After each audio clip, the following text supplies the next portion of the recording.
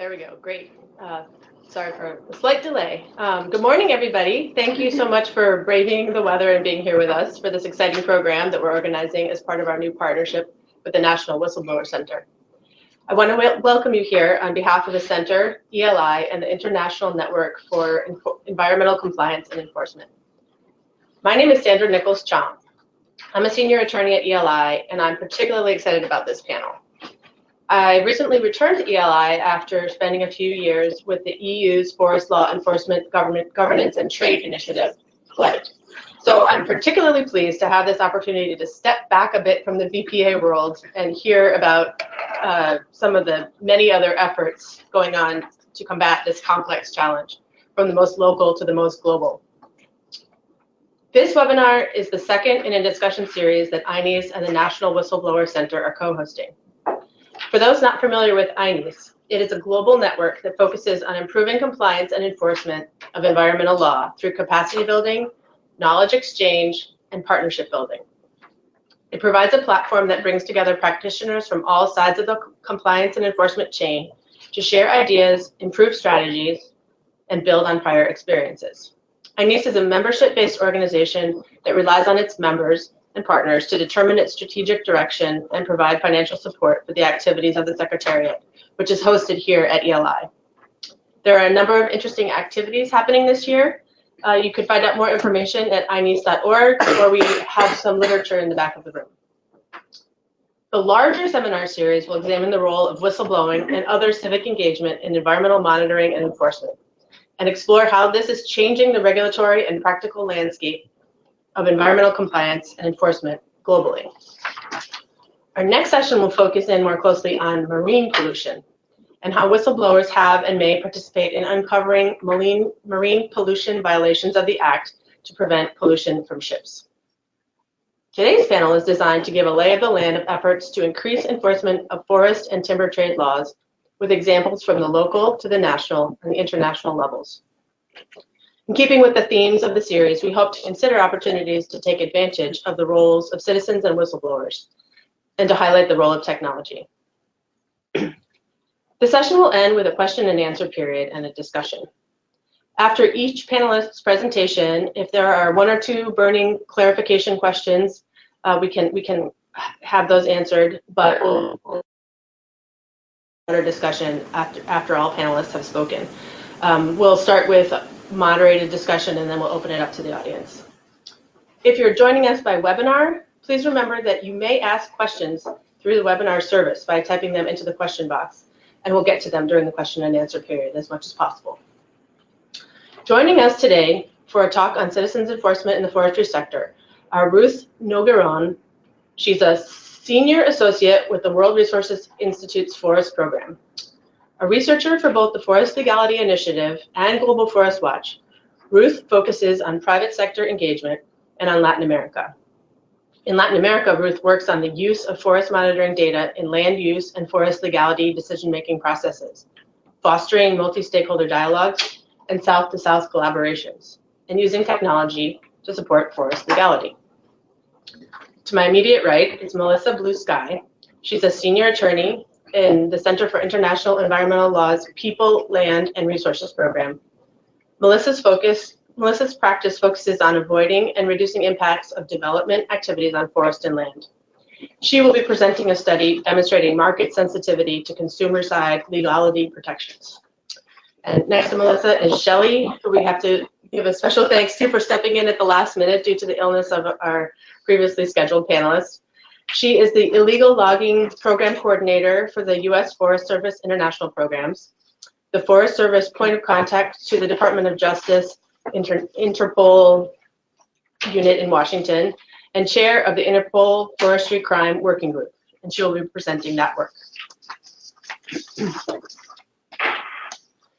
The topic we're addressing today is urgent and pressing for numerous reasons: biodiversity conservation, climate mitigation, human rights, sustainable development, and so forth. It is a critical concern not only in the producing countries, but in the consumer countries and in between. The trade in illegal timber products, those harvested and exported in contravention of the laws of the producer country, is entangled with corruption, conflict, insecure land rights, and poor governance. caused by demand for timber and timber products, as well as by conversion of forests for agriculture production, illegal timber ends up in global supply chains. 15 to 30% of all wood traded globally is illegal, and illegal logging accounts for 50 to 90% of all forest activities in major producing countries in the Amazon basin, Central Africa, and Southeast Asia. Trade in this illegal timber is estimated to be worth between $30 and $100 billion annually. Governments lose $5 billion in revenues each year. When rule of law is weak, operators who don't comply with the law have a competitive advantage. This drives down costs and makes it more difficult for operators who do comply to compete, creating a race to the bottom. In this context, we will hear about an array of efforts and approaches at various levels to counter this trend in the complex related issues and improve compliance with forest law.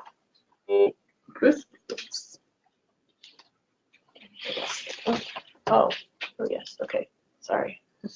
There we go.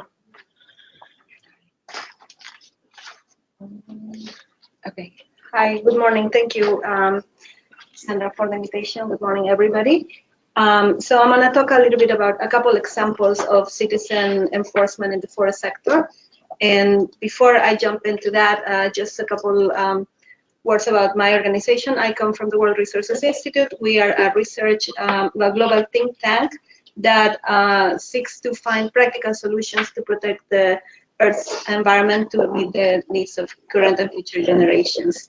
I am based in the U.S. Washington, D.C. office, but we have sister offices in China, Brazil, Mexico, Indonesia, Asia, and Africa. And we work with a variety of stakeholders.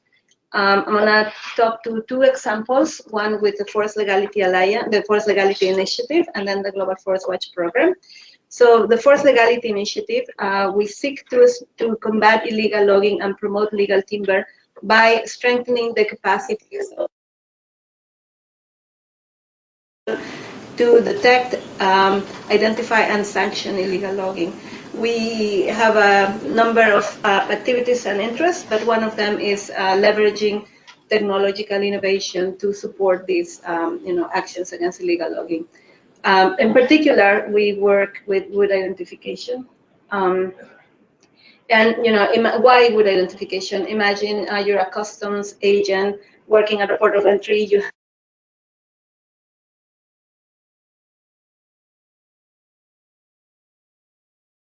sure that is what it says in the paperwork. To some extent, to look at the origin and then the legality of the timber. So in the past few years, we have seen several emerging methodologies, technologies to accelerate these timber identification processes.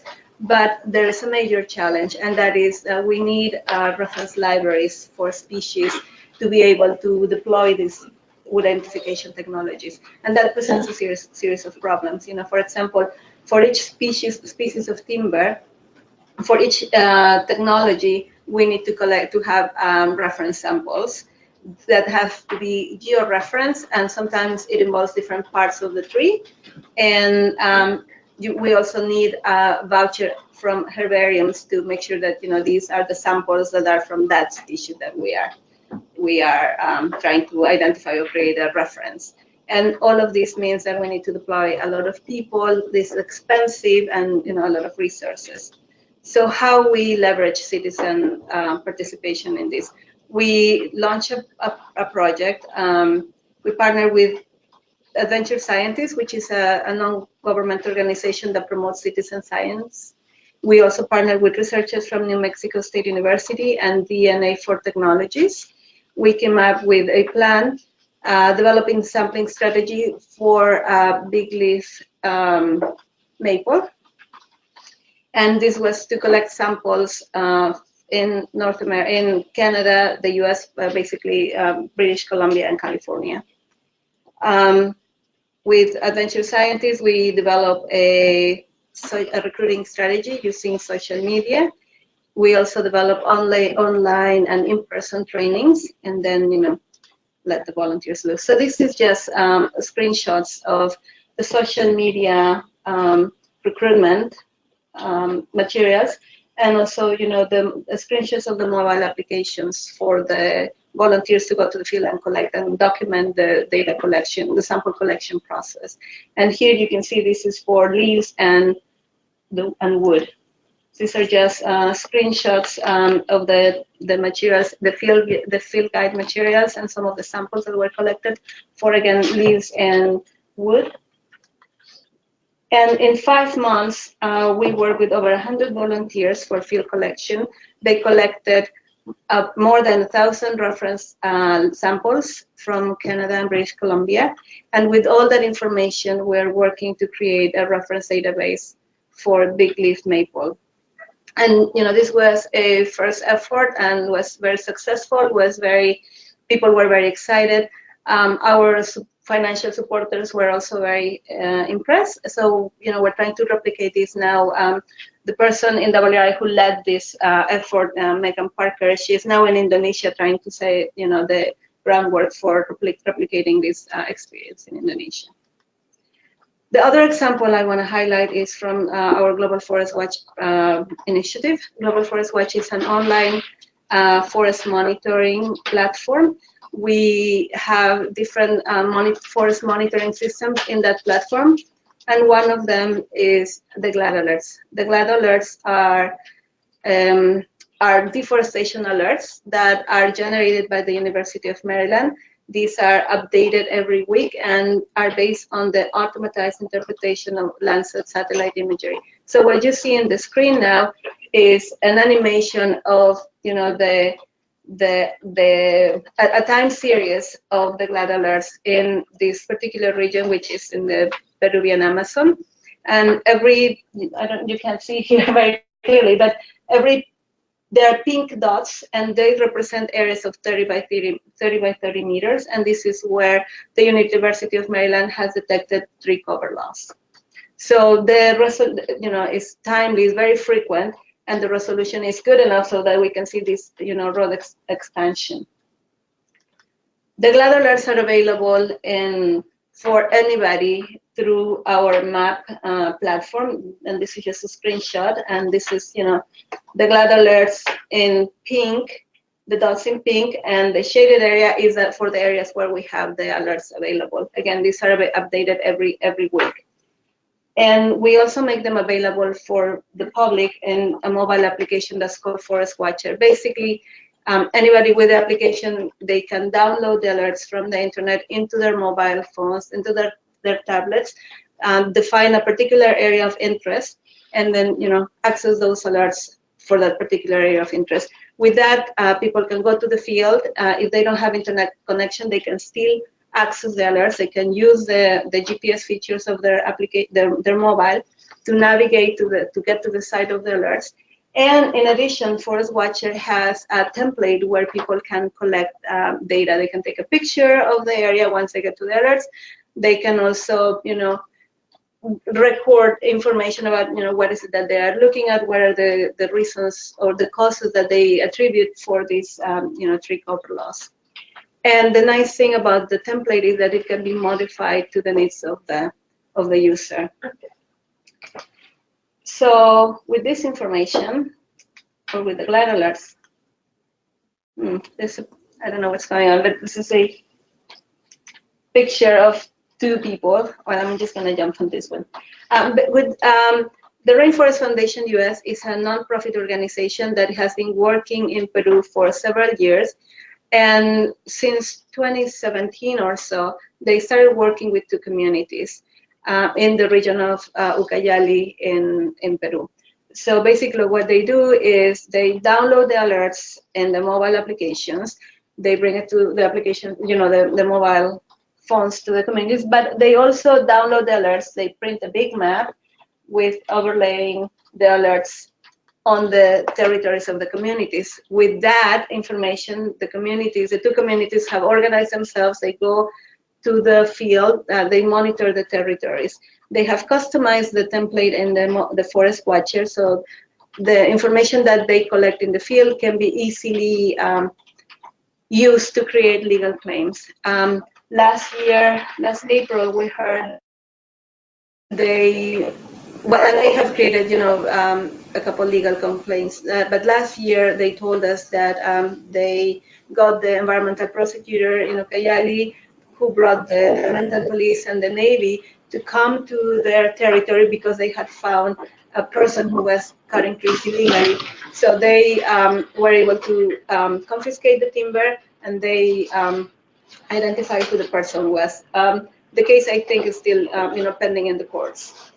But based on that experience, the Rainforest Foundation US now has to scale out this work and is training, or has trained, 40 communities in another region, the region of Loreto. And over the past 8 months or so, they have patrols, and they have compiled information enough to file 6 cases, legal cases. That I don't think they have been filed, but they are, ready and in preparation. So I label these lessons, but it's more or less what, some of the common threads in these 2 examples, right? So, training is very important in being citizens for law enforcement or in the forest sector, right? Both Rainforest Foundation and Adventure Scientists played a very important role in preparing the people on the ground to do the activities that they completed. The role of the intermediaries, again, civil society organizations like the Forest Foundation also playing this role, bridging between the technology, the glad alerts on the internet, and bringing them to the field. Just some thoughts on risk. Particularly in the case of Peru, these communities are in very isolated places, and the government sometimes is not, or often is not present there, right? And to be able to conduct law enforcement actions, they usually, because of the dangerous situation, they usually like to be in groups. They, the police, the prosecutors, the Navy, the Army, everybody travel together, and that's also quite expensive. And sometimes, moving into the governance part, sometimes the glad alerts are, it's good that the information is there, but sometimes the government doesn't have the capacity to act. And that may be a little bit of a risk because, the communities now are empowered, they feel empowered, they are doing and taking action. And so if there is not an equivalent rapid response to their claims, there could be a bit of, it can be a bit complicated. And that is my presentation. Thank you. Thank you very much, Ruth.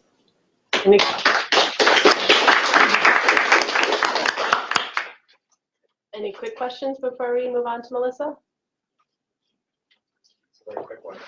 In terms of the sample collection that you made, was that a voucher level verification? Like how were the samples that were collected by the venture scientists and others verified? So they have the protocol, and that's why they developed these training programs and the field guides. A very specific sample protocols for collecting the data, but also documenting. I don't know if you noticed, but some pictures have the QR. Exactly. Yeah, exactly. Yeah. I'll ask more details. Okay. And Megan might actually be better positioned to answer very detailed questions here. Great. Okay. Melissa? Sorry. No, that's fine. Thank you.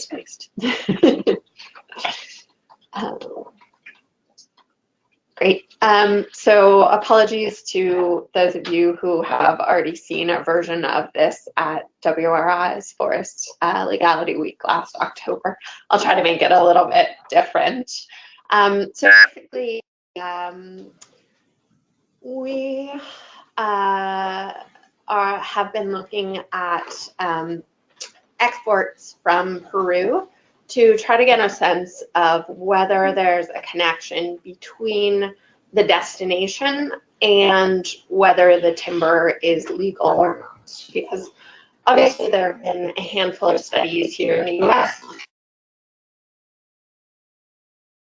in concert with a number of other things, but changed import patterns and estimated imports of illegal timber. And so we thought it would be useful to look at a country of harvest and see what's happening on that side. So just very briefly, I'll talk about just skim the surface of the context in Peru, and then it's based on exports that occurred from the Port of Lima in 2015. And then we'll look into some of the results from the data and the connection with legality frameworks in the importing countries, and then move on to conclusion and recommendations.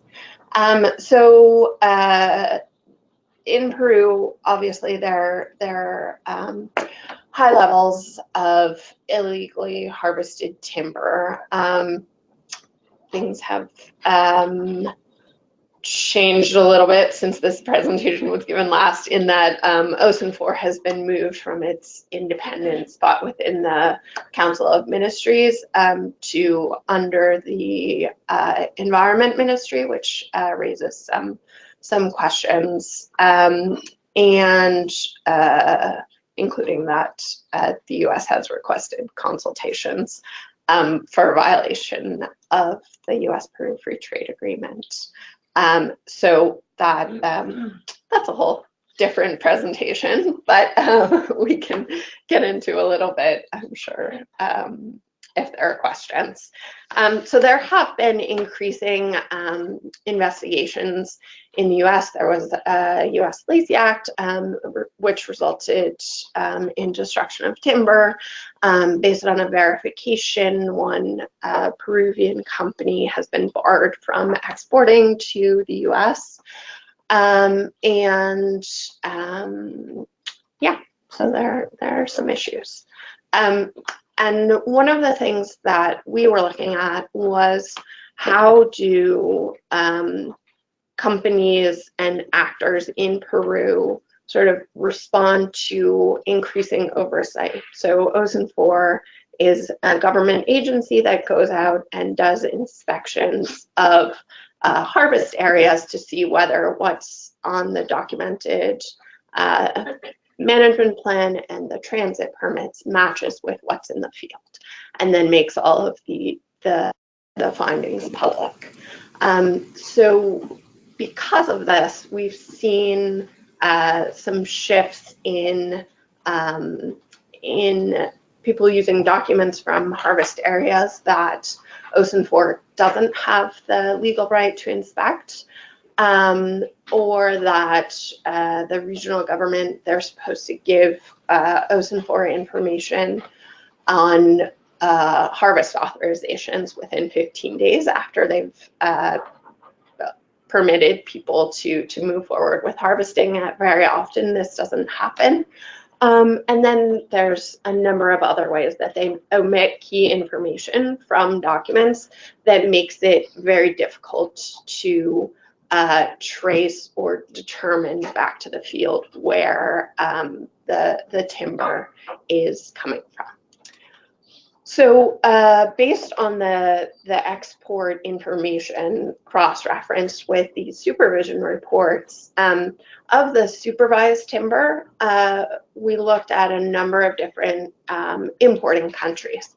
And we noticed a very interesting pattern of countries that don't have laws prohibiting the import of illegal timber very often have much higher percentages of illegal timber imports. So, for instance, with China and Mexico, it's almost around 3/4 of the supervised timber was had been found to have significant illegalities.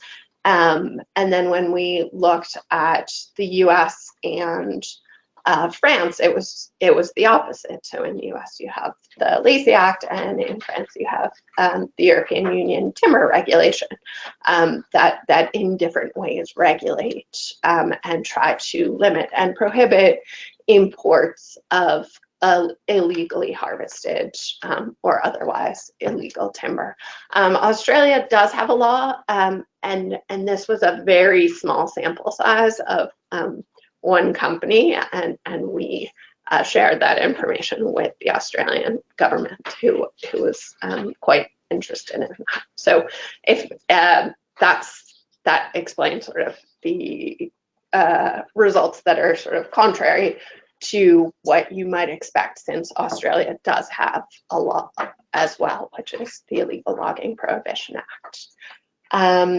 And so just jumping in a little bit more detail, the United States, so the results on the previous slide just looked at the supervised exports, but there are quite a few exports that leave all the country without having had an inspection in the field. So that's that first orange column in the table, which says an unsupervised management plan. So at the time, we did the study, we checked in Ocean Forest System, and nearly half of the timber that had been exported to the United States was from areas that hadn't been supervised. So that was sort of another way we saw people perhaps trying to circumvent controls is, well, you know, if you don't know if it's legal or illegal, then it's harder for the U.S. government to demonstrate, although not impossible. So obviously more was from the harvest areas that had been supervised and had either no violations or very minor violations, and that's the green column. And then the 15% is this thing that I mentioned previously. So if on the documentation the harvest period or area isn't indicated, it's impossible to know whether within the larger concession, whether the timber came from harvest year 1 or harvest year 17, sort of, and you can't tell if the timber is legal or illegal because you don't know where it's come from, and you don't know whether that's been supervised or not. And then a smaller percentage came from areas that had been supervised and that there were significant illegalities found. And then if you look at the exports to China, you'll see that an even higher percentage came from areas that weren't supervised. And then that's followed by timber that's from areas which are known to be illegal. And then the 13% again is we don't know exactly where it's coming from within a larger area. And then only 9% of the total was from areas that had been inspected and they found that everything was okay. And then very similar to China, were exports to Mexico, so quite high from areas that hadn't been supervised, and then followed by more than a quarter coming from areas with significant legal problems. Mexico is interesting. Last year they did pass a new forest reform law, and it does have a small provision in there related to not importing illegal timber, but they're working on the regulations. The previous regulations said that legality was just determined on the basis of customs documentation, so that wouldn't really get at the issues of problems with harvest. So it wouldn't address the issue. So hopefully with the new government, they will have a better regulation, but it remains to be seen. So just some general conclusions in terms of this case study from Peru is that, we sort of, because of the high levels of illegal timber in Peru, we sort of categorize anything that's obviously on the red list or unsupervised or missing information, so you can't tell where the origin is. 84% of the exports that we have the information for from 2015 were in those categories, and only 16% was from areas that had been inspected and found to be good and legal. So, and obviously, as you can see from the tables, exporting countries would tend to ship greater percentages of high-risk timber to countries without laws prohibiting illegal timber imports. And what happens in Peru and in many other countries actually is that the documents and the timber are sort of seen as two separate commodities, even though they're supposed to come from the same location. So someone will make a fake management plan with a fake inventory. It will get approved by the regional government. It's in some cases, even if they know it's fake. And then you'll have authorization to harvest all these trees that don't exist. So then you have the paperwork to sell trees that come from wherever. And I think to some extent, it's possible that companies may be using the results of these inspections to be able to identify and select the documents based on where the timber is going. So to match up timber that comes from wherever with a document that's showing that the timber is legal to countries that care about legality. So last slide. This is just a handful of recommendations, but it seems like behavior is changing to some extent in producer countries, not that they're eliminating illegal logging, but that rather they're selecting whether timber is legal or has legal documents to be able to go to markets with these demand side laws. So it seems like those demand side laws are having somewhat of an impact, and that it would be useful if other countries had such laws, and that companies, even in countries where there aren't laws, they really should check and see, not just from Peru, but from wherever their timber is coming from, ask questions about the chain of custody and where the timber is coming from to ensure that they're only supporting and selling legal timber. Yeah. Thank you. Thank you, Melissa.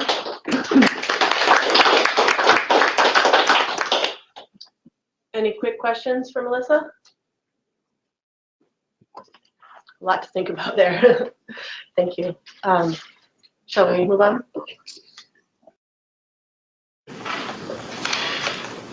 Okay, good morning, everyone. Thank you for inviting me.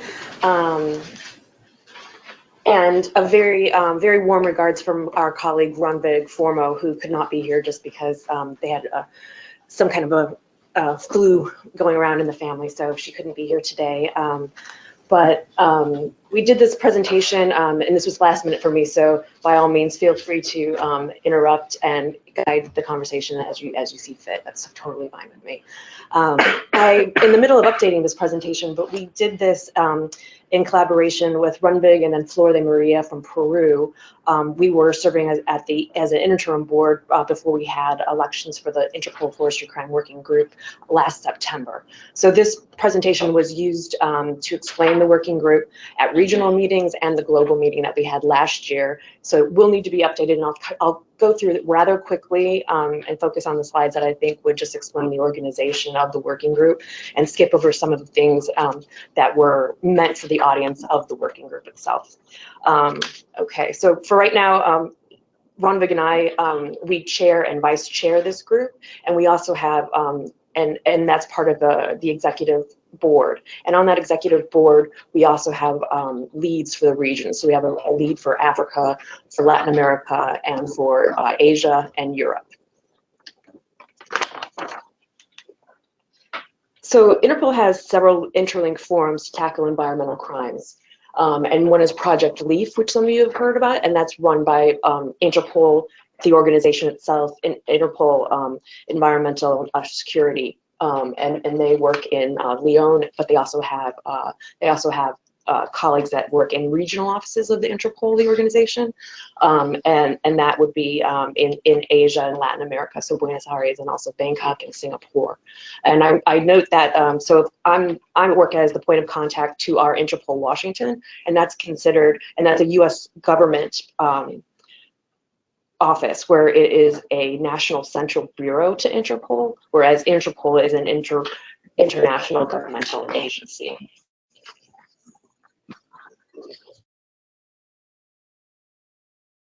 And all the member countries, they work through their national central bureaus or NCBs to be on this group under Environmental Compliance and Enforcement Committee. So here's, we have different but interrelated platforms for member countries for After against environmental crimes. How it's structured, and you can see here we have the Environmental Compliance and Enforcement Committee, and they have an advisory board, and they oversee and advise Interpol Project LEAF, for example, or there are other projects that deal with other environmental crimes. We have the U.S. Department of Justice, Deborah Harris. She works with Environmental Crime Section. She co-chairs that board, and Scotland is a chair of that. And then you see we have 4 working groups on wildlife crime, pollution, fisheries, and then now we have a new forestry crime working group. And we just had that in Spanish, so I'll skip that. And so for this new forestry crime working group was established at the ECEC meeting in November of 2017. And that was in Edinburgh. Prior to that, the Forestry Crime Working Group operated as a sub-working group under the Wildlife Crime Working Group. And it was decided that while we still want to we really needed to have meetings that focused on all the issues around illegal logging, being that timber is a commodity and it has some really different issues than other wildlife species. So some objectives of this working group. So we initiate and deliver country-led international and regional projects aiming to address forestry crime. Serve as a forum for the exchange of information and good practices with a view to enhancing Interpol's prevention and suppression of forestry crime through their Project LEAF. Provide support, guidance, and capacity for the implementation of ongoing Interpol-led projects focusing on forestry crime. So we try to leverage the expertise that we have in the working group, and promote the use of Interpol policing capabilities to tackle forestry crime. They have special investigative groups that can come and help support investigations in countries that request it. Just another diagram to show how the Forestry Crime Working Group works with Project LEAF, law enforcement authorities of all the member countries, also other member countries and non-governmental organizations. And so while we have closed sessions for law enforcement only and government officials only at meetings, it's open much of it to NGO and IGO participation. And they often get involved in a lot of the projects that Project LEAF manage. On the membership, this was to explain, for those who wanted to be members, and but it also includes policy and strategic advisors. We have forestry experts, trainers and capacity building experts, and then the donor community and finance experts. Part of the slides are getting cut off, sorry. This is just the website that they have put up. If you Google Interpol Project LEAF, they'll have more on Project LEAF, and they'll also have more information on the Forestry Crime Working Group itself. So it's a place to go and find all of this information and press releases and other interesting things, some training materials as well. And so our relationship, Interpol EC Advisory Board that we talked about before, here are working group main points of contact. And so let's see the chairs from all the working groups. In the advisory board of the ECEC, they have points of contact for each of the working groups so that we can work with them very closely. And then Project LEAF, for instance, will have a point of contact and a status steward that we work very closely with. for the group so we could initiate discussions. I'll skip over that. Recent activities, we had operations, and they've had operations every year as part of Project Leaf Led and working with the working group. I'll get to this year's plans, but we've worked with UNODC to develop a guide for forensic timber identification, have had meetings, include a working group with State Department funded International Law Enforcement Academy training. We've worked with the World Bank as well. Here's an example of, this is a meeting from 2017. We had a global forestry crime meeting which focused on financial crimes. Last year, 2018, was our first actual forestry crime working group global meeting, and we focused, had a lot of technologies, the technologies that Ruth was just talking about were covered. Just an example of the working groups, their regional meetings. We did this last year and we'll repeat that this year. So coming up next month, we'll have an Asia regional meeting, which will be in Singapore, and a meeting in Buenos Aires for Latin America that will be at the end of April. Working group activities that we were talking about in 2018 were 8 operations in Asia, Latin America, and this year, though, we're going to be doing combined, a little bit different approach. I'll get to that.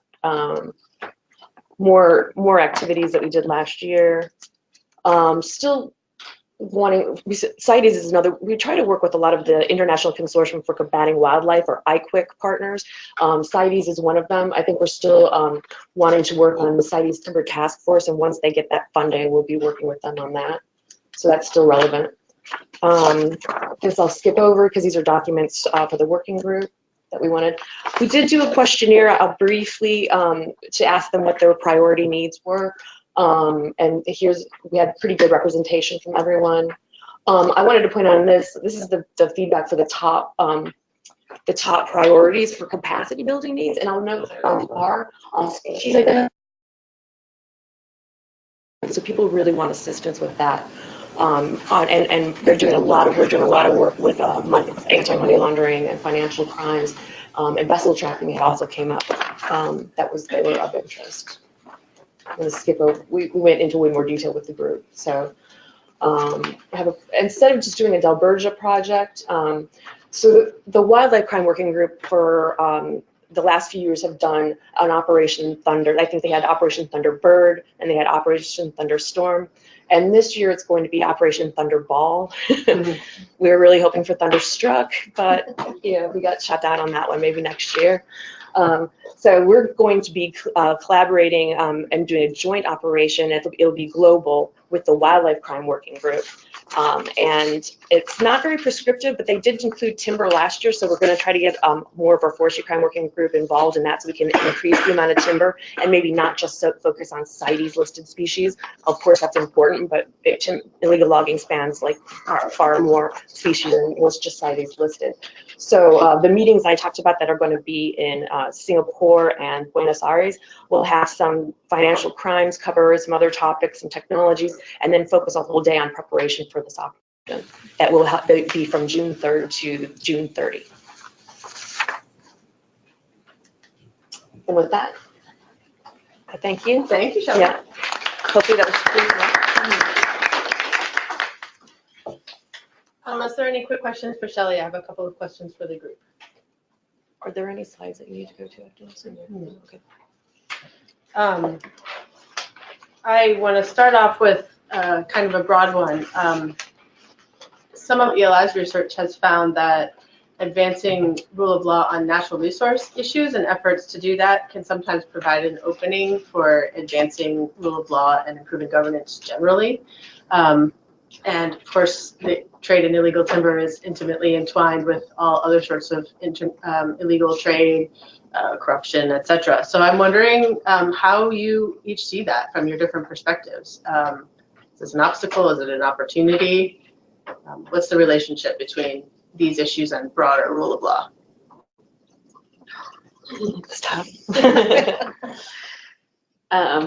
Maybe I'll start just to go quickly into others who may have more detail. But I mean, obviously, having come from the FLECT work, I think, that the VPA, the voluntary partnership agreement process is sort of where we see that playing out Honestly, I didn't mean to prompt that answer, honestly. But I mean, I think of the examples that I can think of, that's probably the clearest one that shows when you bring together all the different stakeholders and have a very long but involved participatory process, determining exactly what the laws should look like and what legal and illegal timber is, that can address a lot of other issues related to governance and corruption. So that's my short answer. That's a great answer.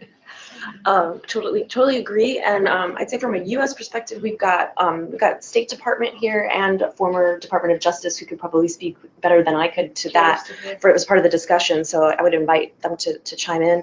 From an Interpol perspective, not to put anyone on the spot. From an Interpol perspective, I mean, I think we can see this as a very important issue. We definitely deal with corruption. In order to do that, Project LEAP has joined forces with their anti-corruption unit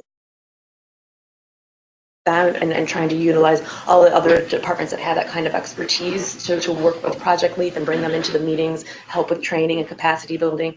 And then as part of IQIC, or the International Consortium for Combating Wildlife Crime, Interpol works very closely with the CITES Secretariat, World Bank, World Customs Organization, UNODC, and they do this toolkit thing where they can come in, if a country invites them, they can work all together, and they all have different levels of expertise. Interpol's focus isn't necessarily on the larger policy and government issues, but World Bank, UNODC, can do that, and so they can do a country assessment and then make recommendations and start working with the stakeholders. And so I think that's how they approach it. Great. And just want to echo a little bit what Lisa said. Perspective, I think the FLECT and voluntary partnership agreement processes are the ones that are more deliberately trying to address broader issues or end up addressing broader governance issues. Great. Let's see. I guess just to further flag any aspects related to citizen involvement or whistleblowers or whistleblower protections in general. Is that something that you see as opportunities to increase citizen involvement in your different areas of work, and in particular? What is the role of whistleblowers? Is there a role of whistleblowers in what you're looking at, and could that be increased? Well, from my perspective, there's not necessarily whistleblowers, but WRI, so we have this Global Forest Watch where we're encouraging people to use. We train people. We actually are not the ones who are, going to the field and doing this investigative work or whatever, right? But to some extent, I think we feel we're responsible for what might happen to people involved in this, doing these activities. So there's an emerging work within WRI, what we call our governance center, looking at, environmental defenders. Mm-hmm. And so, what are the measures that maybe not necessarily us putting to protect them, but other international or other, bodies to create at least some, paper or legal safeguards for these people. And obviously, our governance center also is very closely monitoring, when an environmental defender is hurt or killed, and then, there are, sometimes we don't, or often we don't express our opinions, but we kind of work a little bit behind the stage with some of the people that are working more closely on these issues, and also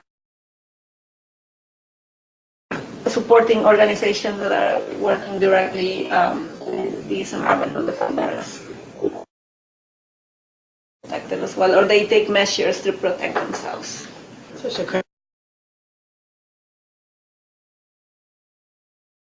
On the Forestry Crime Working Group, we definitely think that it can be a very useful tool, and we've had, from time to time, had sessions on whistleblowing. And also that specifically, and then also sessions where we work with NGOs to develop guidelines for reporting and working that way in a safe manner. Mhm. And so we have produced some guidelines for that as well. Interesting. Okay, great. Amy. And then, I mean, I think in terms of the demand side laws, obviously some of them have formal procedures. So the European Union timber regulation does have a provision related to substantiated concerns, which NGOs in Europe are putting together sort of dossiers about where they see violations of the European Union timber regulation. And the U.S. Lacey Act does have a whistleblower provision. I don't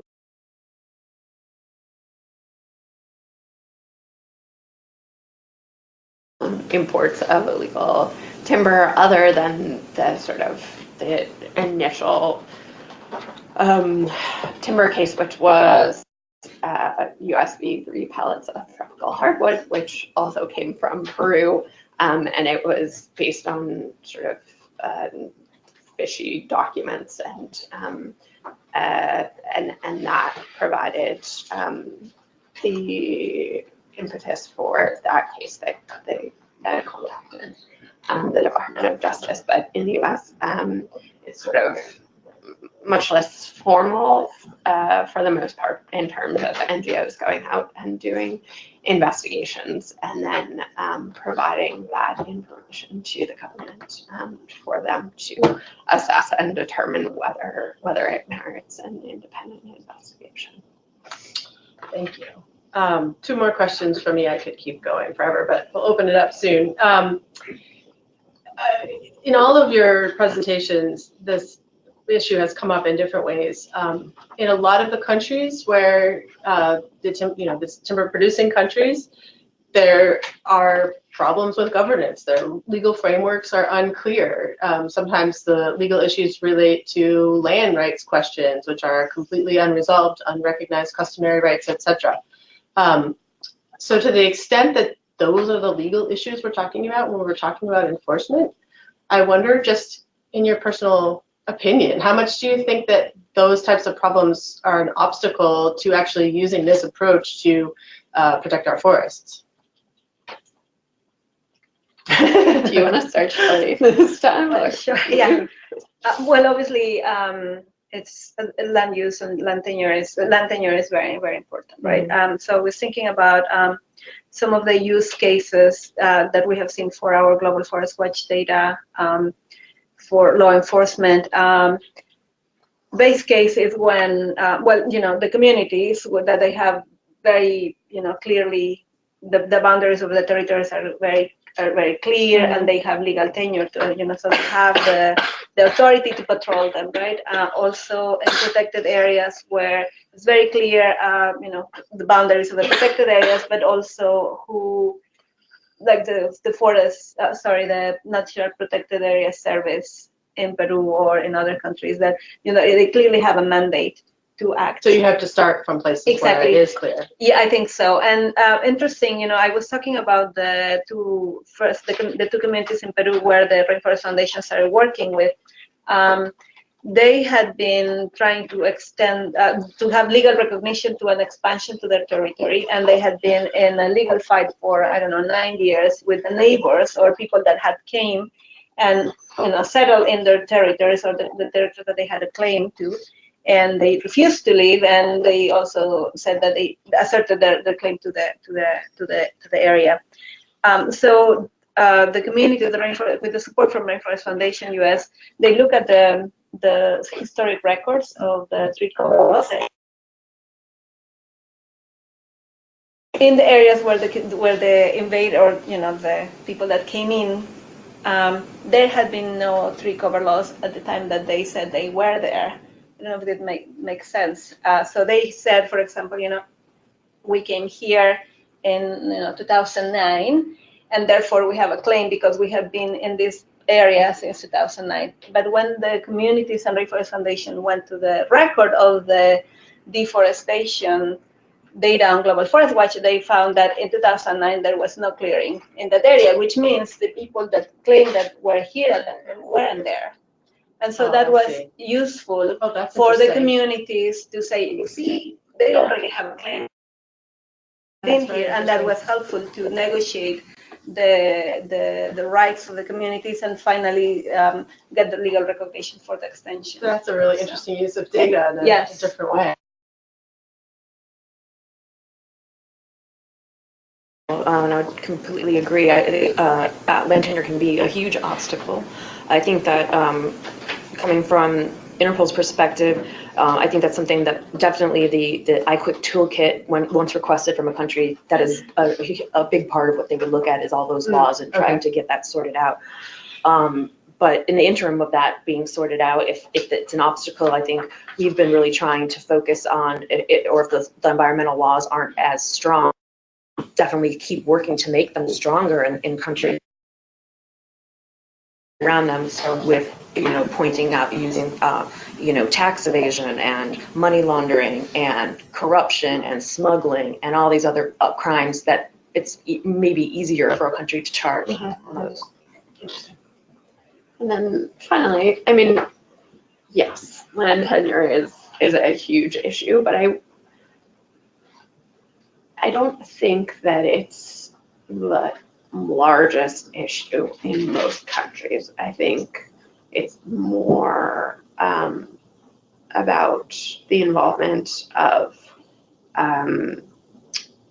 companies and government officials in this sort of organized criminal network that allows this to happen. Because I don't, in many places, it's not that illegal logging is just timber that's being harvested from who knows where without any papers. I think that we've sort of moved beyond that sort of very basic level of like, here's a tree. Don't ask me where it came from. People are at least trying to present the image of legality and know that that's, at least for some destinations and internally, an expectation. And yes, to some extent, some of that could be forged, but I think in many cases it involves the active participation of government officials. And until they're held accountable for that, you don't get at the root of the problem. I want to push you on that. That's very interesting. You not on the land tenure issue particularly, but in terms of what you were explaining about how the papers are viewed as a separate commodity from the timber, and there isn't, the laws in the countries aren't, there in place to make sure that they're being adequately connected, and also the point you made about the areas where it was unclear, or it wasn't indicated what year. The timber harvesting years. I mean, those are gaps in the law, right? No, they're not. Okay. Right. Great. That answers that. Okay. Last question. As a couple of you mentioned, CITES is being increasingly used to contribute to this fight. And I just wonder, how you see. Shelley mentioned the Timber Task Force, the increased listing of timber species, actual actions being taken by CITES in response to violations. I mean, how does this fit into your work, and do you have any particular agenda for the upcoming COP? I don't know if we have a particular agenda for the upcoming COP. But I would say that, as in regards to the wood identification, we're interested in CITES. In fact, WRI is, I think we're board members of this group called the Global Timber Tracking Network. Although it talks about tracking, it's mostly on wood identification. So, it's a network of organizations that are interested in promoting or developing tools for wood identification. So we're part of that, and they are very interested in CITES as well. So great. I think from the Forest Service perspective, I usually do represent the Forest Service on the U.S. delegation for CITES, and obviously focus on the timber listings. Being able to identify those species that are listed is really high on our priorities of working out tools and technologies, working closely with WRI, other countries, other agencies to try to get these identified.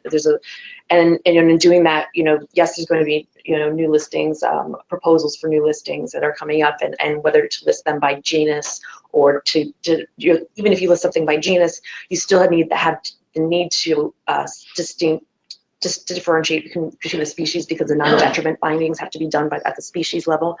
We want to make sure that the listings don't overburden industry either. So, building the tools and technologies for identification, we can help the industry and we can help the government and nonprofits as well, and just use the best of the science. But as Ruth mentioned earlier, also really trying to push the Secretariat to encourage more strongly for those countries that are going to list species to share samples, the vouchered samples, so that we can do the science.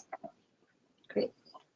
And then, I definitely have been trying to use CITES as a complement to the demand side laws. So trying to improve and ensure that CITES is being complied with, so that CITES species, which are expected to have higher levels of protection than non-listed species, to make sure those things are actually happening. And for the species listed on Appendix 1 and 2, you have to do both the non-detriment finding that Shelley mentioned, but you also need to make sure it's legal.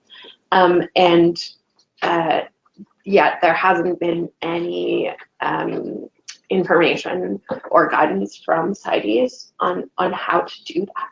So that has been a really big gap. And at this COP, they're considering using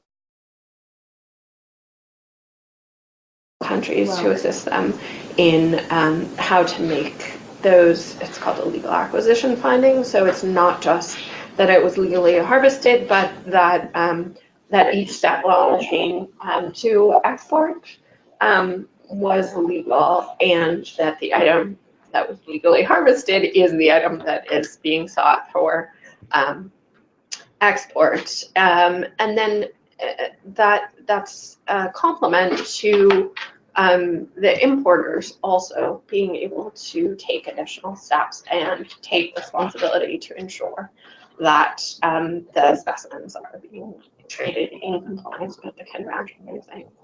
All right, so you determine this is legal, please show me how.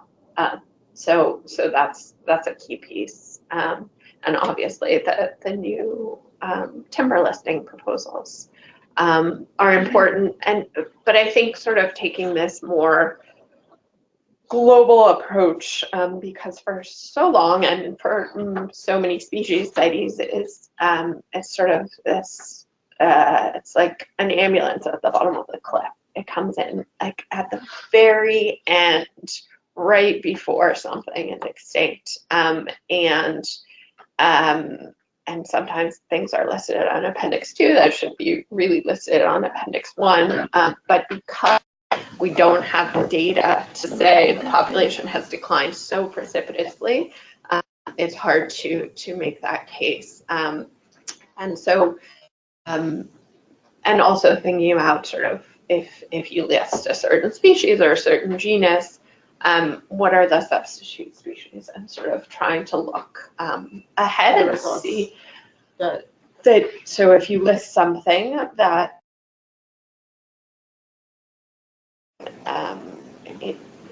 people have to get permits for it and can only trade a certain level, and countries often set export quotas based on the non-detriment findings. And so looking at, all right, so if we're limiting the supply of that so as not to make it go extinct, what species are people going to start using next? And because the COP only happens every 3 years, in that 3 years is the substitute species going to very become interesting. That's very interesting. imperiled because of the trade. Fascinating.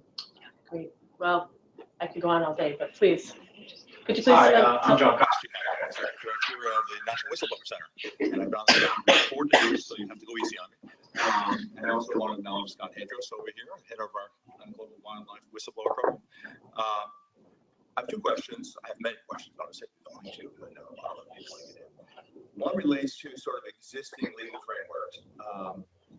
It seems to me that there's a lot of risk for people who want to take advantage of our extremely powerful whistleblower laws. We have laws that enable foreign whistleblowers to collect rewards for providing information to law enforcement, even if it's a foreign company, as long as there's some nexus to the U.S. And sometimes there is, if they're reporting to the U.S. or if they're selling stock in the U.S.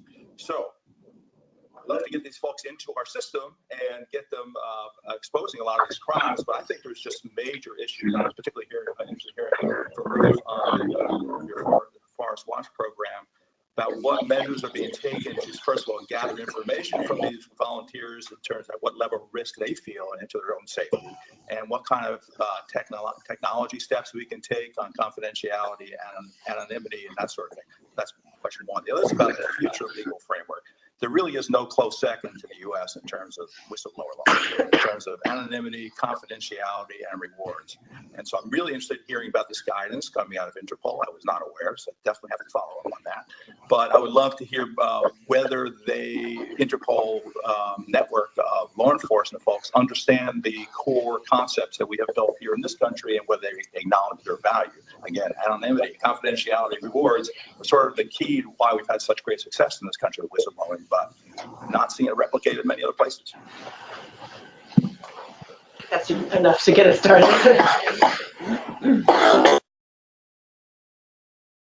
So, yeah, we are aware of those risks, but we haven't proactively, and maybe proactively is not the right word, but it's a little bit difficult because, we are here and we work with the data providers and we focus on making this information transparent. Sometimes we're trying to get better at least beginning to document who's using our tools, our data, right? And for what. And so then a step forward is to start thinking beyond that. We need to start thinking about how we provide spaces or how we confidentiality. But those are things that we're just beginning to think about, and they are very important. And this is why our governance center is beginning to, or it's been working on the environmental defenders line of work, but it's not extremely well connected yet. So that's something that we have to exactly. As far as the Forestry Crime Working Group, Interpol has a very good understanding. I think we had your organization come and present, but just thinking about that, we should talk as well because we're constantly getting new members in, and so it wouldn't be. I think it's definitely well due as far as having another presentation, and I think we'd welcome that. Carl?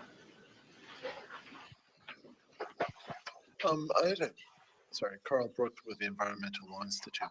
Shelley, in your presentation, I was struck by the nature of the requests. And far and away, the greatest thing was, what the heck is this? Trying to identify the species. Has there been any progress on affordable DNA tests where they could just kind of take a little scratch and on the spot figure out what it is? I believe that there are some efforts underway to develop that. I don't know if that's ready for market yet. What are the prospects of a tool that might help them with that sort of testing? So we have been doing, we've been working with the State Department, who's here now, and WRI, working on genetics. The Big Leaf Maple project that you were talking about is to build databases for genetics.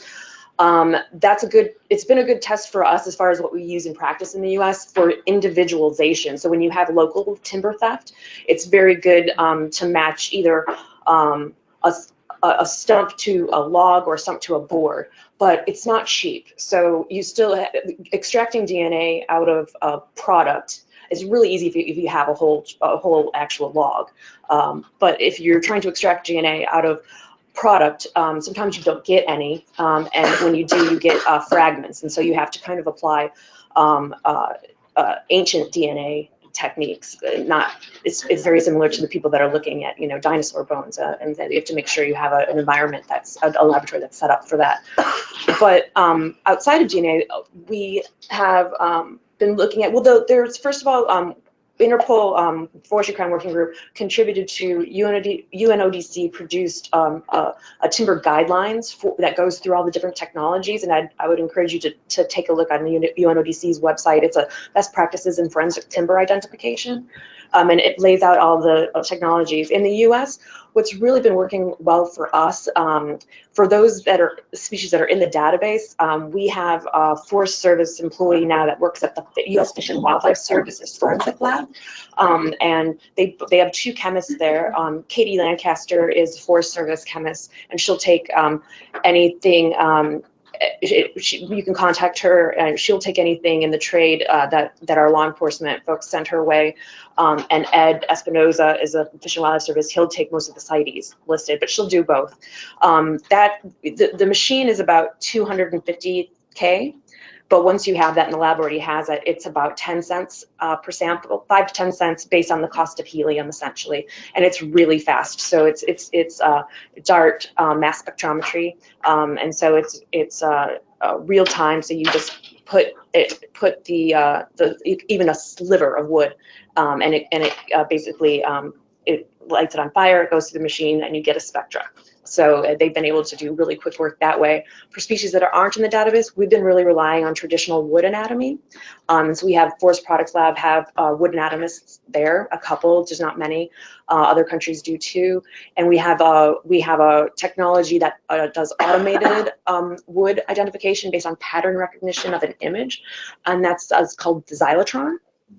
That at cost, and we're working with Vulcan Technologies right now out of Seattle. It's Paul Allen's group. We're going to try to scale that up. We've been working with State Department on that for the last 5 or more years.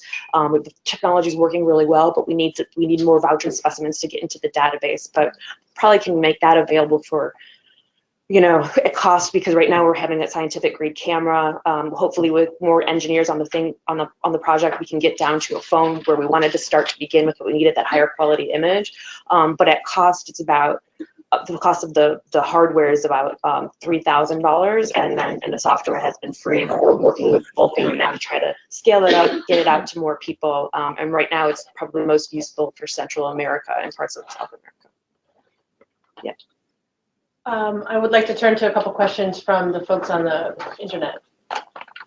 So our first one is from Nora from the Pulitzer Center, and she is wondering if the panelists could share any insights on the role of investigative journalism or media attention in accelerating or building momentum around the work you've highlighted.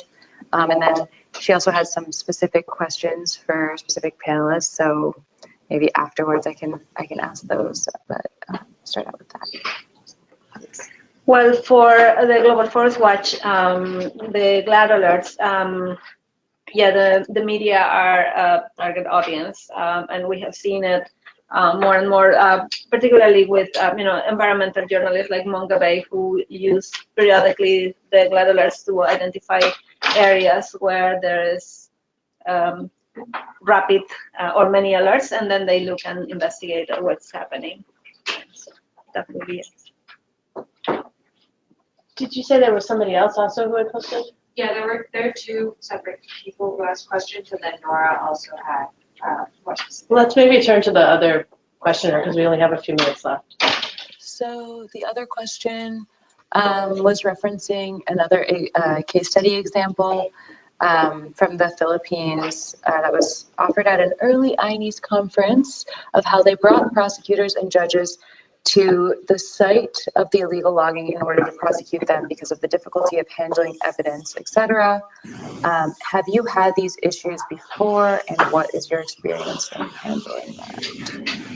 I don't know I what the issues are. think they're saying, I'm not sure if it's really quite relevant, but I think they're saying that for enforcement efforts, have you had experience with the need to actually take some of the enforcement officers, even maybe a magistrate or the prosecutor out to the field because of the difficulties with chain of custody for evidence? I think that that Interpol does work with member countries that, especially if they request a special investigative, and they work to build, they work to bring interagency groups together. So they would do that, and I don't know if I guess we have brought them out to the field, Tom and Luke. I mean, as part of our trainings. I don't know if we've gone to do like timber tracking, but we've had field trips and we've brought prosecutors and judges and law enforcement together in trainings. I don't know. I haven't been involved in a training that brought it to the sign of like a site of an illegal logging harvest, for example. It's more we've brought them to places like a port to show, okay, this is the procedure we followed. Yeah. Okay. I had a question. It's mainly for I'm with the Wilson Center with the Environmental Change and Security Program, and it's for Melissa. I feel like you're the main one that touched on demand, and I feel like that's a big issue in the private sector. So I was wondering, I liked your chart where it said that your recommendations where you said that these companies need to ask for validation that these are actually legal logging. But do you see that drive or that desire in those to actually care about that? And also, in line with that, could you ever see the logging industry take the jump that kind of diamonds have made, where it's almost on the consumers who are demanding to see the legality of these trees? Like, could you see that being a possible avenue, or is that too idealistic?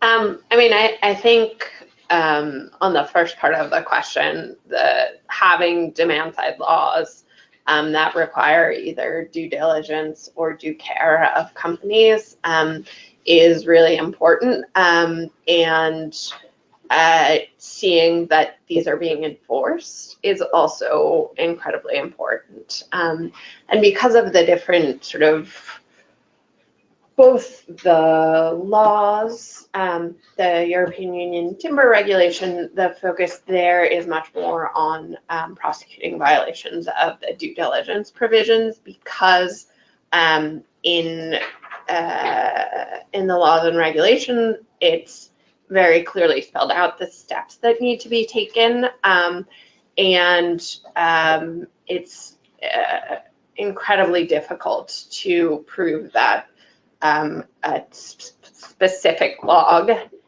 has been illegally harvested, which makes the cases in the US all the more impressive, in that they have been able to demonstrate that there has been a violation of the trafficking provisions under the Lacey Act.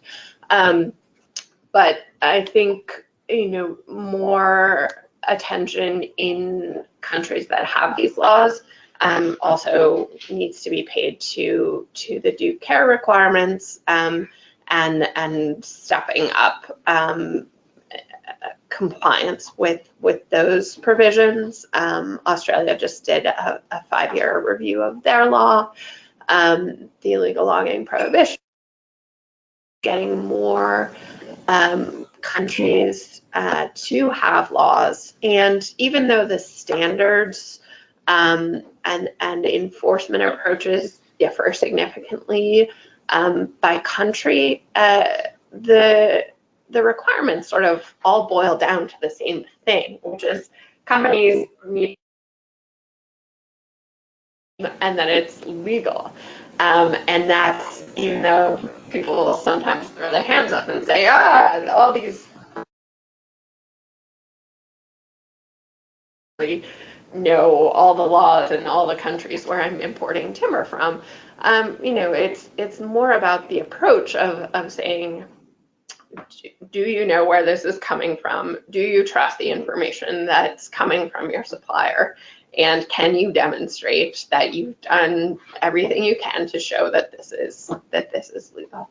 And then, you know, in terms of the second part of the question, I mean, timber is a bit, it's different from diamonds because it's such a commonly used commodity and it's in so many things, and isn't, or at least we haven't seen the impetus coming from citizens. But you know, ideally, this would be part of it, that people would start to care where the timbers come from. Ideally. I guess I'm the only industry representative Two more here. questions, you and then Sure. back. I just feel like it's important to respond. I represent the International Wood Products Association. I'm Cindy Squires, Executive Director, and we were very pleased to partner with World Resources Institute to develop a very comprehensive training program that has been, it was designed very differently, I think, than what has happened before, because we're taking the approach that wood trade compliance is what we want to teach the industry to do. And there are a lot of different statutes. It's not just the Lacey Act, it's not just legality, but there's all kinds of different things that go into that. It could be, you know, chemical in terms of formaldehyde emission regulations. It could also be dealing with Foreign Practices Act. All those kinds of things go into it. And the program we developed brings folks through a series of case studies. They actually learn on the ground, kind of how would you look at that. We then went through teaching them how does one develop a compliance program. We have a lot of small to medium-sized industries. It's very difficult to kind of take the same approach from a very large company and put that in a smaller one. The products are quite different. When you're trading in a very high value, you know, low quantity wood, the kind of techniques you might use is going to be very different than when you're dealing with what is essentially a recovery property, which is like a wood that is the leftovers from production that gets turned into something else. You just can't use necessarily the same approaches. And also you need to, you know, you only have so much risk dollars, so you sort of figure out where to play them. And then you need to have foundational documents as part of your trading relationship.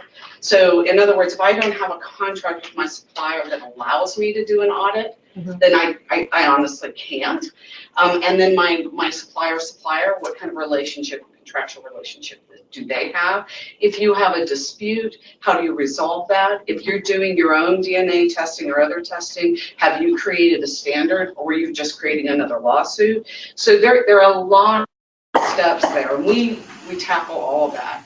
We've done the initial course where we do the case studies. We have an advanced course where we go very detailed through the different settlements and some of the trends and different approaches that were put in there, and we use those as case studies to be able to talk to people about, well, this is what happens, and this is how you can inadvertently undermine your compliance program internally. You know, you can have incentive programs that actually make it hard for compliance to be supported. And then we've done one that just teaches people what is an audit.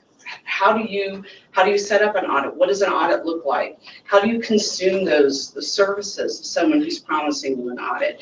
What, you know, how can you waste your money? What's an investigation? And how do you foundationally set up your system so it can be audited? And then the last program which has been really fun, which is we teach people how is forest measurement actually done. You know, it is an estimate by its definition. You know, how do you work with that? What does a supply chain look like?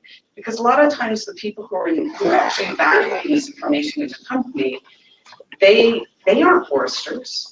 They might be, you know, a clerk. They might be someone who's moved up through the ranks. They may be customs experts. And how did they learn how to evaluate? And then the last most significant component is supplier education, because we feel really strongly that you can't do due diligence when it's on the water in a container.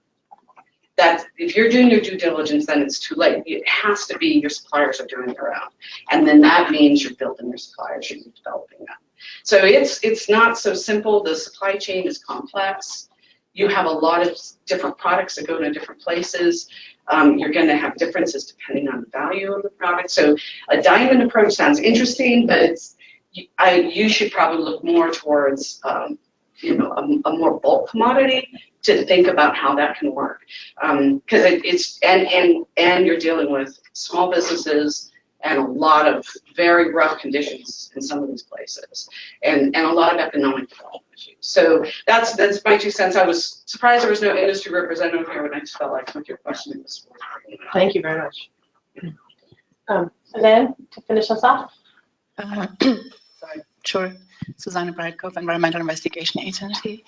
This is an exciting discussion. It's all of the things we're talking about here, investigations, enforcement, protecting local sources, working with local informants, and how these dynamics play out. This is kind of our daily bread and butter in our work. I don't really have a question, but I wanted to add maybe a piece of information to the last question, one of the last questions that were asked about supply chains and demand side involvement of the, let's say, consumer citizen, because there's something that just happened a couple of days ago in the green building community. A new pilot credit was released a couple of days ago by the U.S. Green Building Council that we helped put together, that will for the first time combine the declaration or disclosure of the origin and species of the wood that it is used in buildings projects with the verification through testing through the latest technologies. And so it's quite an innovative initiative. And we're hoping that a lot of, architects and project teams will be using this new credit. And this it responds a little bit to the question of what I was asked before about how to involve the demand side more. And what this does is that it really requires the project teams who are planning these large building projects to go back to the supplier and actively ask them, where's this wood coming from? And they need that information. And then they go and send it in for testing. If it comes back with a completely different result, they also need to go back to the supplier, and they hopefully will, and say, listen, we can't work with you if you can't give us, the information that we need. So, and this will hopefully be, a contribution to sending these messages up the supply chain and eventually making it more mainstream for, people who are importing, buying, acquiring, selling wood, that it is just no longer the exception needing to know where the wood is coming from. As the Lacey Act already requires it, it's required by the law here in this country. You need to know where it's coming from in order to exercise your due care. So I just wanted to add this piece of information because it was just released a couple of days ago. I think it's a great note to end on with that encouraging innovation. And I want to thank our panelists so much for their time, and thank you all for being here.